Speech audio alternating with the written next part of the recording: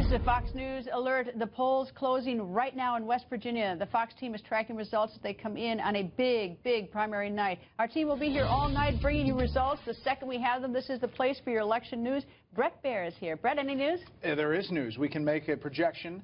On the Republican side, Donald Trump will win West Virginia. He is, of course, the only major candidate remaining, but he is going to win big in the numbers here. And looking at the exit polls, 2/3 of Republican voters said trade cost jobs. Donald Trump overwhelming win here. On the Democratic side, it's too early for us to make a call, but Bernie Sanders has a solid lead right now over Hillary Clinton in West Virginia. And a lot of this state is lining up towards Bernie Sanders. We don't know how much the cold comments that Hillary Clinton made really cost her votes in this state, but it looks like Bernie Sanders is positioned for a win here.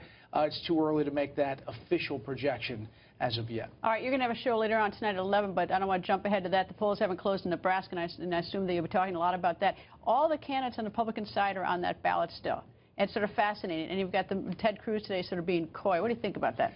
You know, I think he was just not getting to the point where he was officially going to say it was closed completely, but it is closed. I mean, there is no path for Ted Cruz because his path was to stop Donald Trump from getting to 1237, the majority needed, and he's going to get there. If you look at all the polls going forward, California will be the end of this race. All right, and you've got, going back now to West Virginia, it may be that Bernie Sanders could come out ahead with the pledge delegates versus the super delegates. The super delegates mean everybody on Capitol Hill and the bigwigs in the Democratic Party. What does that mean overall? So he has to win 66% of the remaining delegates on the table to win the pledge delegates. That takes out the super delegates, but he has to win 66% of all the remaining states. That's a really tall order for Bernie Sanders.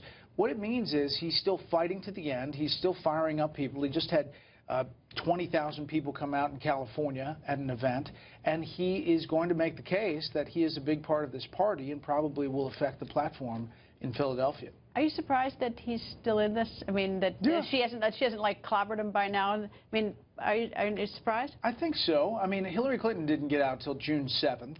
That was more of a race all the way till the end.